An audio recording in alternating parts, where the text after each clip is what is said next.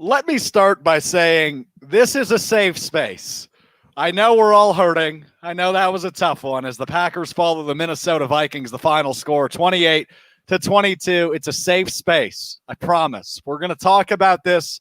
We're going to get through this, and we're going to feel better on the other side. My name is Alex Strouf. I'm joined by my producer, Kyle Hoffenbecker. We're going to be taking your calls for the next, 45 minutes to an hour. Get your thoughts, reaction, and everything in between from the Packers' 28-22 loss to the Minnesota Vikings as they are now 5-2 on the season. Let's get to it. And Rodgers is going to begin to take off and then fire, and it's caught. Touchdown, James Jones.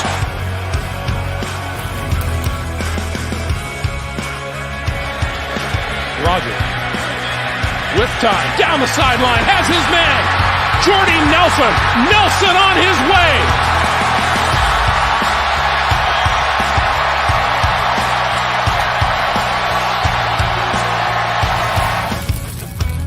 Two-minute warning here in Arlington, over the middle. Caught. Touchdown. Greg Jennings. Last time. Now some pressure. Throws it deep. Jordy Nelson. He's got it. Inside the 20.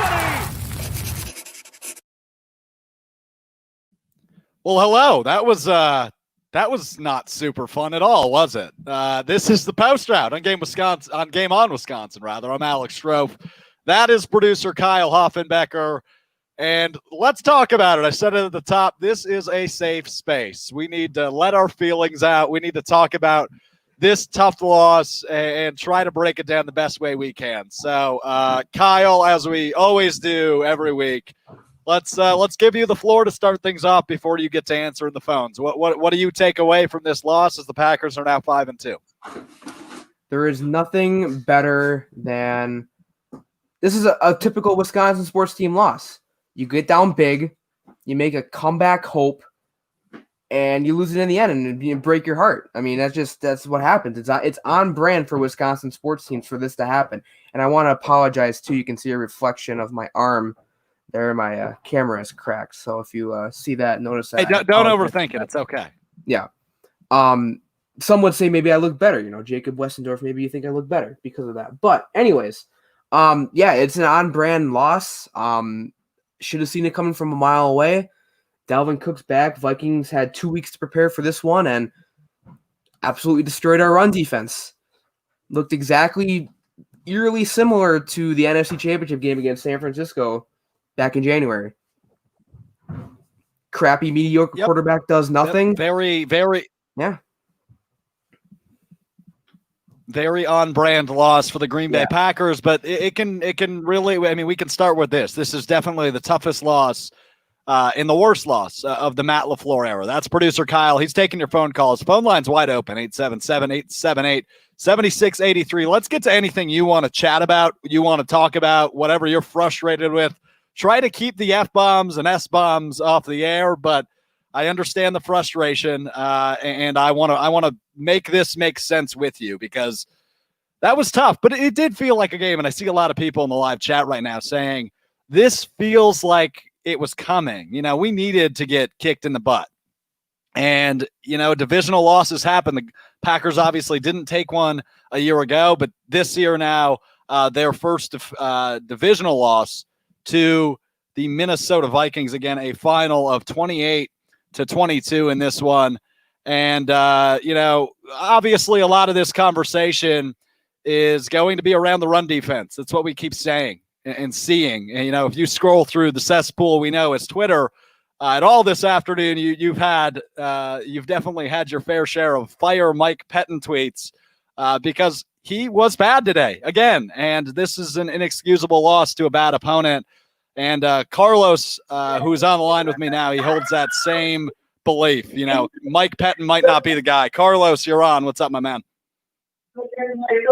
Yeah, we got to fire Mike Pettin, man. He is not a good coach. I'm so done with him. He just killed us right today. I'm done with Mike Pettin. I'm done with him. Fire Mike Pettin, please. I'll be right. Yeah, the committee's beginning, isn't it, Carlos? Mike Pettin, and we've been saying it for a few weeks. This guy is maybe not made out to be the defensive coordinator of a team that should be playing for a Super Bowl.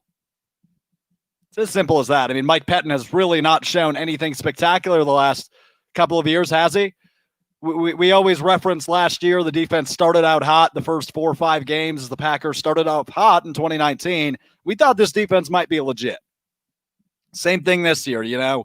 Although they were losing it in the fourth quarters early in the season, it looked like maybe they had enough pieces to really be a great football team. And when you're off to a 4-0 start, yeah, maybe you're feeling pretty good. But now sitting at 5-2, losing 2 of your last 3 and inexcusable defensive efforts, of course you have to make the case that Mike Pettin might not just be the guy for the job anymore. And I don't know if you fire him mid-season, but again, it shows that Mike Pettin has not learned from his mistakes this year. In the fourth quarter, on a must-stop third down today, Mike Pettin threw a 3-man rush at the Minnesota Vikings.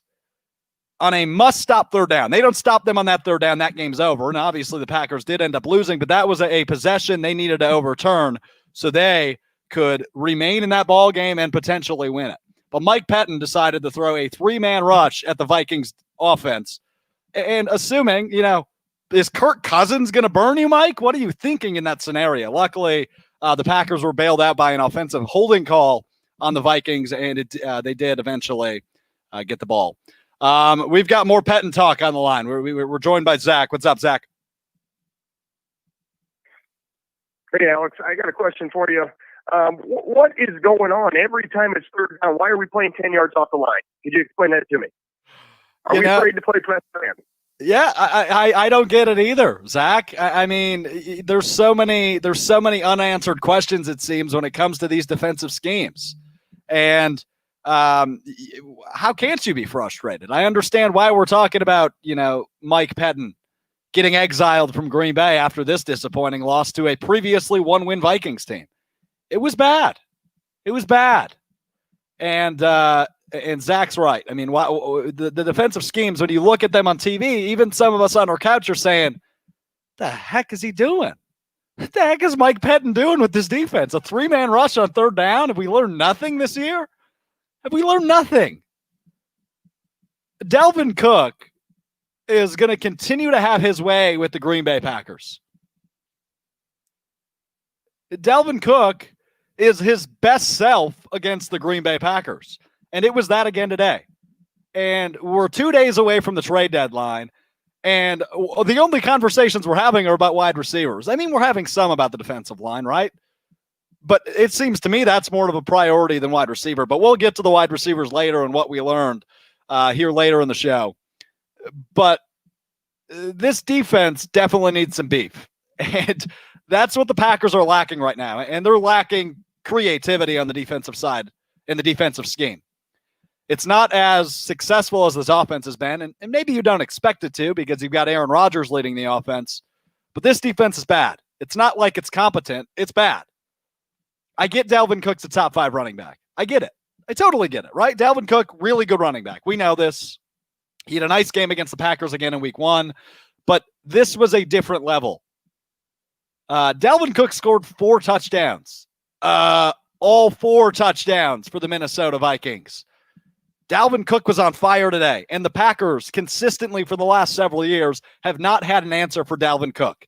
If the Packers don't have an answer for the 1-5 Minnesota Vikings offense, what the heck makes you think they're going to have answers for a team like San Francisco on Thursday, who wiped the floor with them twice last year?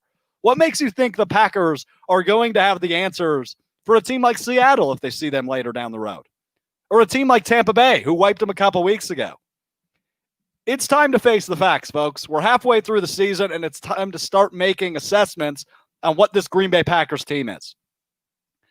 And I know it's a quick reaction coming off of a tough loss, but it's evident to me through 7 games that the Green Bay Packers are not the contenders we thought they were.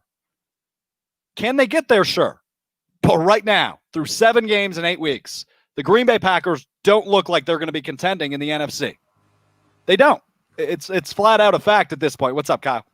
So I have 2 comments I want to make. First, I want to go back to Zach's comment earlier about how the Packers, you know, they're Third and short, you're lining up 10 yards off the ball. That's not a Penton thing. It's been going on for years. And it was a Dom Capers issue. I'm not sure who the D coordinator was before that, because that was really before, my time. Anyways, it's been an issue for years. And we can blame that as one of Penton's faults. But that's been going on for years in Green Bay. And I also want to get to a point too that you beat San Francisco the same way you beat us. Is you get out to an early lead and you somehow run away with a multiple possession lead, and you force them to use their quarterback to come back. Jimmy Garoppolo is not Aaron Rodgers. If Green Bay would have done this to Minnesota, we'd be talking about a Green Bay win, because Kirk Cousins isn't going to lead you back from a 14-point deficit with a short amount of time. The reason why the Packers were so close in winning is because they have Aaron Rodgers at quarterback. The dude can come back from any deficit he wants. That's not going to happen with Jimmy Garoppolo or Kirk Cousins. So the way you beat San Francisco is, I know they have a great run offense, but if you somehow can snag out a couple touchdowns, get a couple turnovers, which obviously has been the issue, you get out to a multiple possession lead, and that's how you beat San Francisco. That's also, like I just said, how you beat Green Bay as well. So there you go. Yeah, but there's a lot more issues than figuring out how to beat. I mean, now I guess you're on to San Francisco. The goal is to figure out how to beat San Francisco, unfortunately, which you haven't been able to do.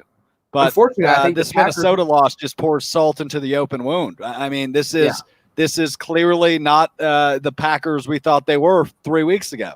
This is not the Packers team we thought they were when they were in the bye, and they come out against Tampa Bay. They had this issue, but because the Packers were getting out to these huge leads, against Minnesota and against Detroit, the issue was subsided, I think, and teams were having to force to throw the ball in order to come back and win. So I think this issue's been hidden, and now we're finally seeing it get exposed. Obviously, we all knew the run defense was a problem, but it hadn't been a problem in a real game situation. That's what I'm trying to say. Obviously, we've known this whole season the run defense has been an issue. But now it's finally being exposed by a team that can go up multiple possessions on us and maintain that lead.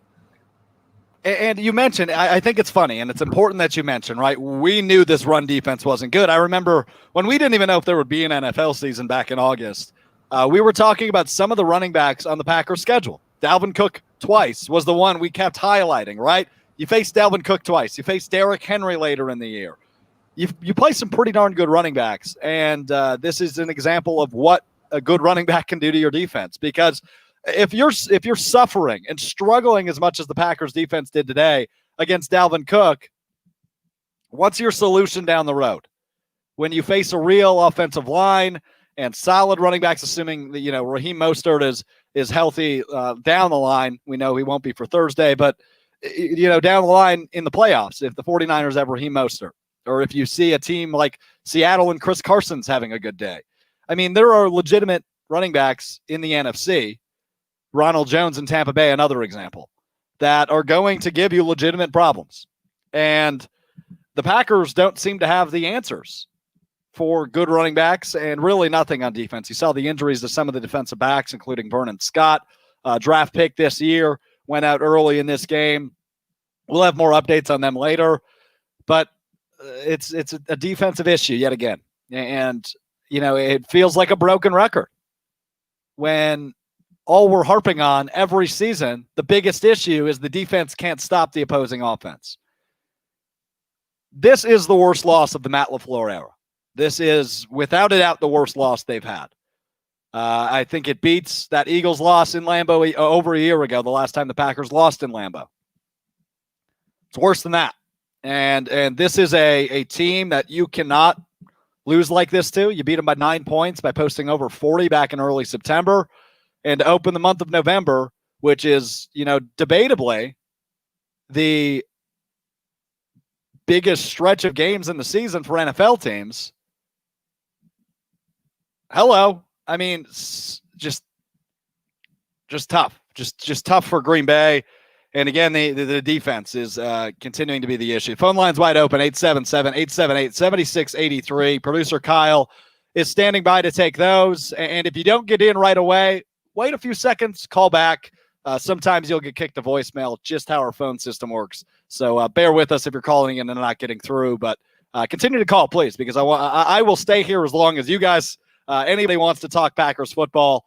It's what I like to do. So as long as you keep calling in, we'll keep the conversation going as we're trying to make sense of this Packers loss to the Minnesota Vikings today. 28-22 was the final score. And some of the notable lines, right? Aaron Rodgers didn't start the game by throwing the ball a ton. He started 11 of 12, really, really good start for Aaron Rodgers. And then he had to start throwing the ball. So he finishes 27 of 41 for 291 yards and 3 touchdowns. So pretty good line for Aaron Rodgers today. Jamal Williams, the leading rusher for the Packers, 16 carries for 75 yards in Aaron Jones's absence. And Big Bobby Tunyon was getting the ball fed to him again, 5 receptions for 79 yards. But it was Devontae Adams who put the points on the board for the Packers, scoring all 3 of their touchdowns in the loss. So we've got a fellow Alex on the line, another Alex, and he wants to talk some Dalvin Cook, who had quite the day. What's up, Alex? How are you, man? I'm doing good, but man, like the game, like Dalvin Cook just like scored 4 touchdowns against us. So like kind of ridiculous and all that stuff because Green Bay is known for bad defenses like over the years and all that stuff. And I thought last year was like a good year for our defense, but we just took a step back because teams are starting to expose us on the run defense and all that. Yeah, that's well put. Like bad. Yeah, it is bad. You're not wrong, Alex, and appreciate the call. But look, man, this has been a persistent issue. I don't think this is new this year. I know you mentioned obviously last year it was an issue, and it has been. I mean, it's very, very true. However, this isn't a new issue. I mean, this is one we've talked about several times this year. So as we approach the trade deadline, you got to hope Brian Gutekunst realizes that you have to start preparing for now. I mean, you're a good enough football team where you can compete and be in those big games and be in the playoffs and, play a team and beat a team like San Francisco or Seattle or Tampa Bay. But with the crew you've had this year, it's not looking great. The future doesn't look super bright. And, obviously the frustration's fair. But it's still, I don't know. It's still all a little messed up, isn't it? The Packers again lose 28-22. It's Anthony on the line. He's talking trade deadline, which I would love to talk to. What's up, Anthony? How are you, man? Hey, how's it going, man? I guess I have like 2 questions for you, kind of molded into one. The first is, we all can agree that our run defense is shot, and we need somebody up in the front, someone like a Quentin Williams. Do you think someone like that's worth it? And if you don't think it's up front on the D line, do you think we need somebody at like inside linebacker or something like that? Yeah, I mean, I'd be wearing a polo on the sidelines if I knew all the answers, truthfully, Anthony. But look, I mean, yeah, obviously a defensive lineman, somebody that you can plug in there next to, guys like Kingsley Keke and Tyler Lancaster and, of course, Kenny Clark. That would produce a lot better results than you've been seeing from this run defense this year. But the conversation continues to happen around wide receiver, and I don't know if MVS and Equanimous St. Brown and Malik Taylor are going to cut it, frankly. So I understand all the conversations. I don't think they'll go get a linebacker. I don't think there's anybody good enough. But to answer your question, Anthony, is it worth it? It really depends, because I don't think you're going to see Brian Gutekunst shooting a first-round offer for anybody. I don't care what position you play, wide receiver, defensive lineman, linebacker, whatever it may be.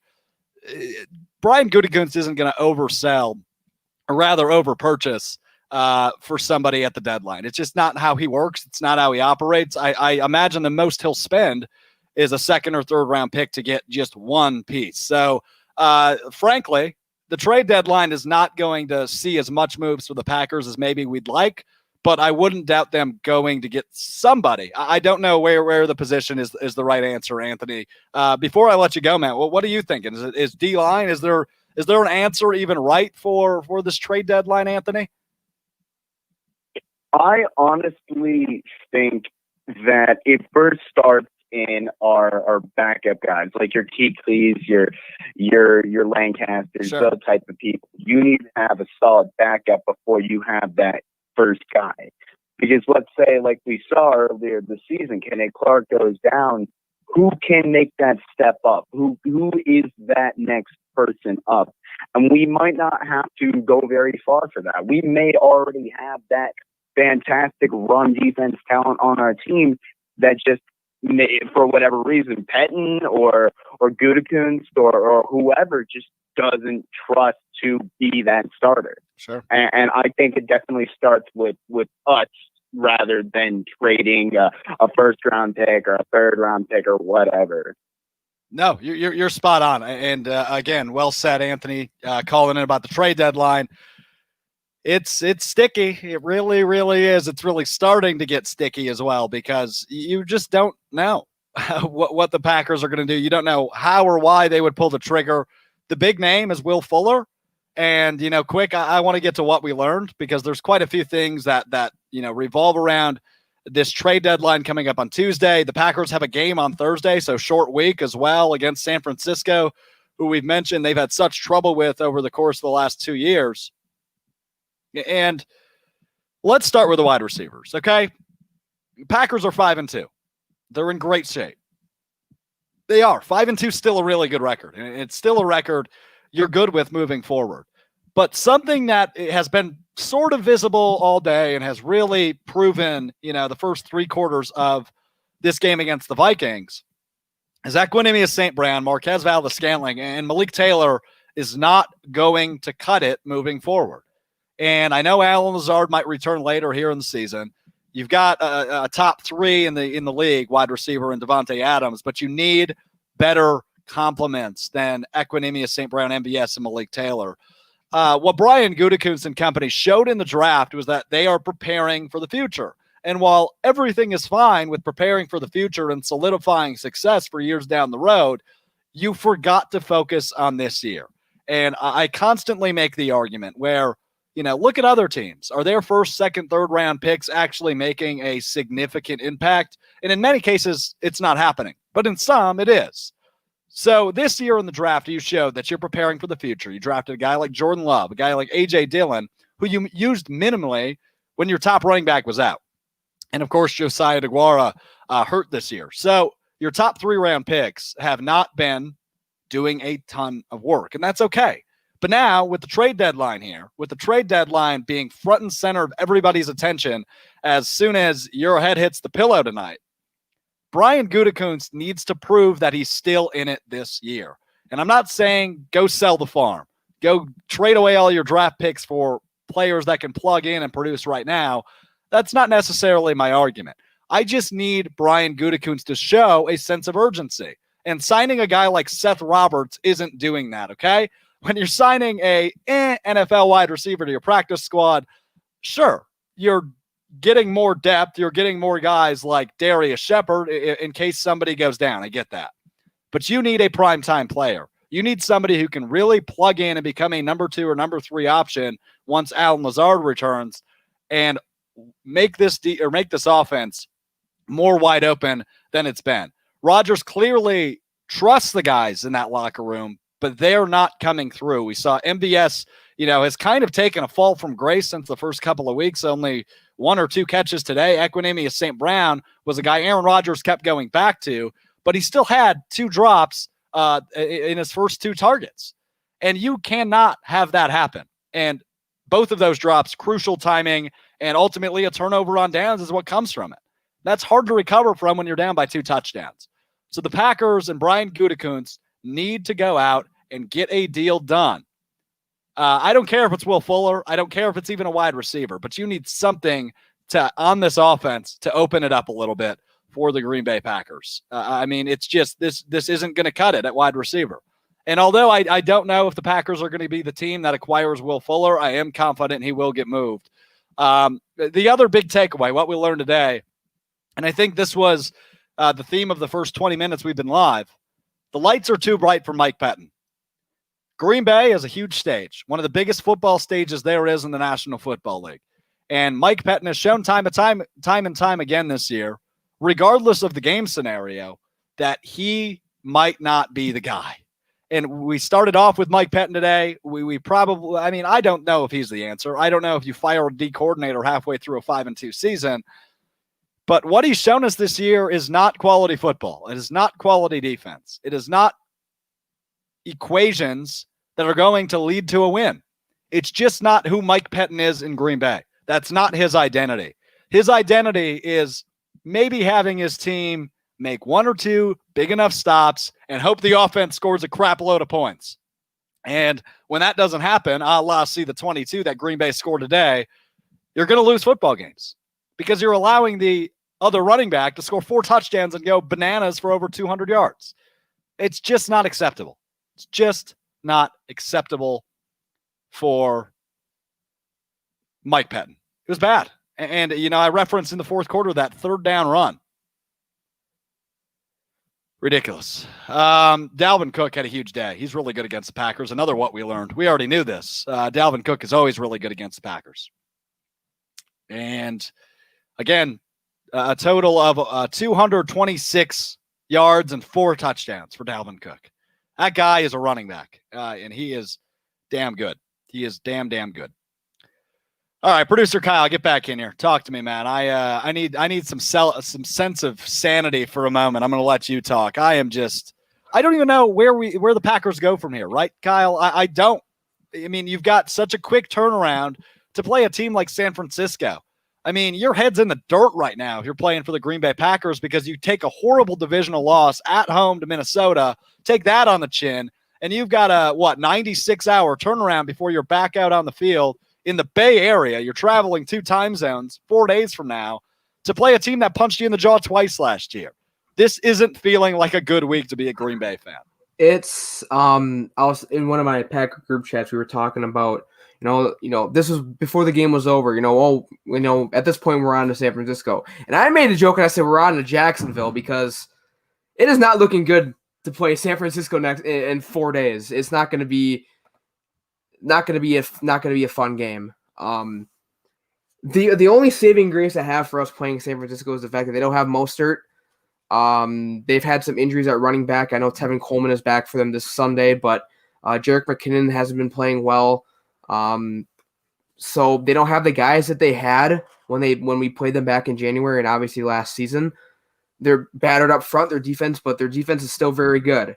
And the Niners have a very physical team, and that's what beats Green Bay is a very physical team. And and then going back to Minnesota, there's not much else you can say about it. I mean, it's a bad loss to a bad team, but it's just a bad game, and unfortunately, you're going to have some of those, and I think the Packers have had way too many of them, even despite only losing 5 games in the LaFleur era. All 5 have been very ugly in one way or another. 4 of them blowouts. 3 of them blowouts, I should say. 3 blowouts. It's just been 5 losses in the regular season, I should say. And 3 of them have been bad, and the other 2 have not been pretty either. So, yeah. If that's what I got. That's really much. Yep, it's almost want to be moved on to Jacksonville. You're right, Kyle. You're right. And yeah, I mean, it was not a pretty one for Green Bay, and again, it's not feeling like this is the making of a pretty week.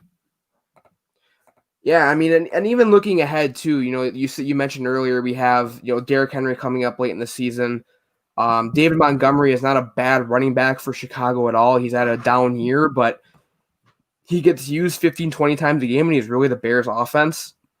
In the playoffs, you're gonna get New Orleans possibly again. You're gonna get San Francisco or Seattle maybe in the postseason. And now, granted, we have to get there first. We haven't secured a playoff spot by any means yet, but this team's gonna be facing a lot of good running backs coming up. And there's something that Pettin needs to do to stop it. And I don't think he has the capability of stopping the run. Some of the pieces are there. The Packers have some great pieces on defense. It's come down to the scheme and it's come down to the coaching. And clearly Pettin can't coach a good defense. Whatever happened last year, whatever magic he had, it's not there this year. And I'm not going to come out and say that Kyler Fackrell and TDs Williams and Blake Martinez were the reason why the defense was good last year, because that's not it at all. That's not it, not even close. So the reasoning is not the guys we lost in this offseason. Guys just haven't. No, you're right. The reasoning. Yeah. I was gonna say exactly what I just cut you off from saying. The guys haven't stepped up that you needed to, right? You have not seen the level of progression you've hoped from many guys, and obviously we've talked a lot about Preston Smith this year, and we saw him in a couple big plays in this game, but he's been quiet pretty much this entire season. He's taken a huge step back from his big year a year ago. Za'Darius has been solid. He leads the team in sacks yet, but he hasn't been as good as really he was the last 8 weeks of last season. So hopefully he can make that turn here shortly, because they're going to need some of those key players on defense to step up. It was nice to see Adrian Amos, the one watch through that I gave this game, obviously. It seemed like he was the most efficient Packer on defense, Adrian Amos was. Yeah, I mean, between Adrian Amos and I know Kamal Martin had some great plays, but I would agree with you that, I mean, Amos had that huge third down stop, like the loss of like a yard or whatever, or maybe it was late in the game. It was either second or third down. He had that tackle for loss that lost Dalvin Cook like a yard. But Adrian Amos leads the team in tackles today, which personally I don't think if someone in your secondary is leading your team in tackles, that's not necessarily a good thing. Granted, Adrian Amos does play more up on the line than most safeties in the league. Zarius coming in second with 6, and then Jair, Josh Jackson both with 5. So 3 out of your top 4 leading tacklers today are in your secondary, and that's not good at all. That means the guys are getting past the first line, they're getting up to the second line, and it all starts up front. Really, it starts up front with your guys like Kenny Clark, Tyler Lancaster, Dean Lowry. Those guys. So yeah, really loving the music you're playing, dude. Yeah, that was fun. That's a tab loaded up. My bad. I'm sorry about that. It was good though. It's okay. It was a little fun. I had ESPN loaded up, and then it decided to play a song. So there you go. I hope it's not copyrighted. So here's where we're at, folks. The Packers are 5-2. They play San Francisco at San Francisco this Thursday. We're going to do what we always do. We're going to have a pre- and post-game show here on Game On Wisconsin. I'll be taking your calls once again on Thursday. We'll figure out the dynamic, because I know we're without Mr. Producer Kyle on Thursday, but he'll be back with us for that Jacksonville game on November 15th. But here's the big takeaway, right? Typically, I'm the guy that says after a big loss, don't overreact. Don't freak out. Kyle knows me like that guy. But this is the one loss that Matt LaFleur has maybe had in his tenure in Green Bay, where I am going to let the floodgates open.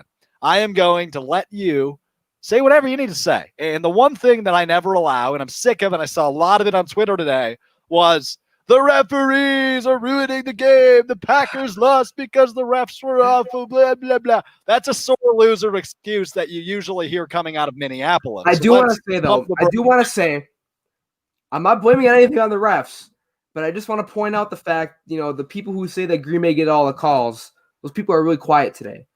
Because I counted probably 3 or 4 at the minimum calls between defensive pass interference and offensive holding calls that were pretty bad. I'm not, because I'm going to say the exact same thing I say to those people, like especially Lions fans last year. If you're banking on the refs to give you those calls in games, you don't deserve to win, period. And that's the same rule applies here. If you're banking on the refs to make those calls, you don't deserve to win the game, period. So, yeah, I agree 100% with what you're saying. I'm still going to acknowledge the fact that the refs were horrible today. But if the refs are horrible is the reasoning why you think your team lost, that you can't. You're sad. I mean, you're a Vikings fan, is what you are at that point, man. You sound like a Vikings fan. I prefer to say Lions fans are notorious for that, but sure, we'll go with. Let's. Speaking of the Lions, how about we, Kyle? Let's go around the NFL, shall we? I thought you'd never ask me. I'm gonna ask you right now. So let's start in Detroit as the Lions fall to the Indianapolis Colts by a final score of 41-21. The Lions now 3-4 on the year. But the big takeaway from this game, folks, the big one for Detroit, their leading rusher today Did you see this yet, Kyle? No, I'm intrigued by this. Oh, I see it now. Oh, yeah, that's okay. Don't say it. The Lions' leading rusher today was a wide receiver by the name of Jamal Agnew.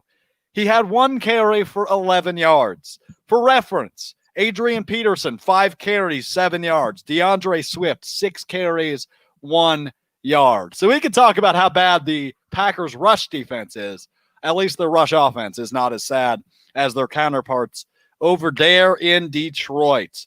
Elsewhere in the NFL today, the Pittsburgh Steelers are still the only undefeated team left in the NFL. They are now 7-0, and I believe they beat the Ravens. Explain your winning prize because of that Steelers game. No, we're good on that, man. We're good. Just a little fantasy football action, if you know what I'm saying. All right, so, maybe you want to bring 28-24 as the Steelers are still, again, 7-0, the last undefeated team in the NFL. Ben Roethlisberger, day, 21 of 32, 182 and 2 touchdowns. But nothing terribly exciting about that game statistically. But the Steelers, again, 7-0, and the Ravens now 5-2 in that tough AFC North. So the Steelers hold a 2-game advantage over the Ravens now. The Las Vegas Raiders top the Cleveland Browns 16-6 in a low-scoring affair. Cleveland now 5-3. Las Vegas 4-3. The Patriots still down in the dumps. They're 2-5 as they fall to the Buffalo Bills 24-21. The Bills 6-2 on the year, Kyle. The tides have turned, let's say, in the AFC East. For years it had been dominated by 2 men. And the moment one of them leaves, now granted the Bills have been on the rise for the last 2 years, we'll say. But the moment Tom Brady leaves, the Buffalo Bills have taken advantage of 20 years of pain and suffering in the AFC East. Yeah.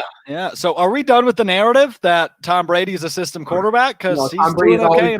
Tom Brady's always been and always will be a system quarterback, no matter what. Why isn't that system working for Cam Newton? Tom Brady could win another Super Bowl in Tampa Bay, and I will die on the hill that Tom Brady is a system quarterback. All right, whatever. Cincinnati, Joe Burrow with a big win today, 31-20 over the Tennessee Titans. The Bengals now 2-5-1 on the year. There you go. The Titans fall to 5-2, losing to Joey B and company. And how about those Chiefs? They were 19.5-point favorites, and they covered against the New York Jets, 35-9. The final there, the Chiefs, of course, 7-1.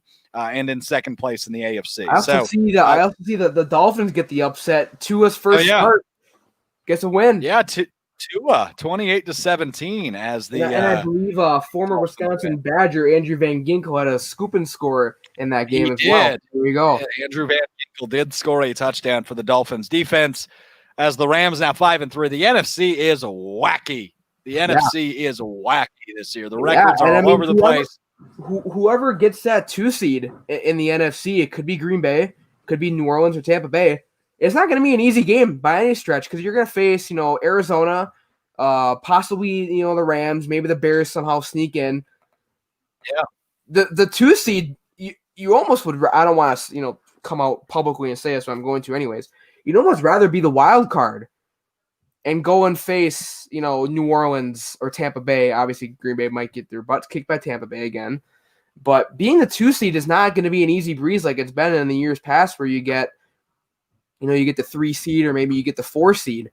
You get a 7 seed team in the NFC who's going to be a very good team and a team who just misses out on a division spot. So I don't want to say you should, try to tank your division and try to go for the wild card, but might not be a bad strategy for some teams. No, apparently not at this point. It is a fun year in the NFL, and we are already halfway done with the regular season. How crazy is that? Week 8, almost done with. That's producer Kyle at K Hoffenbecker on Twitter. What's that? I said time flies by when you have fun. Yeah, there it is. Time does fly by when you have fun. Appreciate you all spending some time for the last hour with us as the Packers fall 28-22. To the Minnesota Vikings. They are now 5-2 on the season. Again, on Thursday, we'll be back doing the same thing an hour before kickoff. We're doing the pre-snap and about 20 minutes after the game, maybe about 10 on Thursday because I know it'll be late. We will react to whatever happens in San Francisco and break it down with you and your phone calls. Coming up later tonight at 7:30 p.m. is the Game On Wisconsin Roundtable hosted by Sanjay Murthy, Todd Varney, and Maggie Loney, who will be hosting the Game On Roundtable later today. But appreciate you all stopping by. Don't lose your minds. It's just one football game, and the Packers still 3 games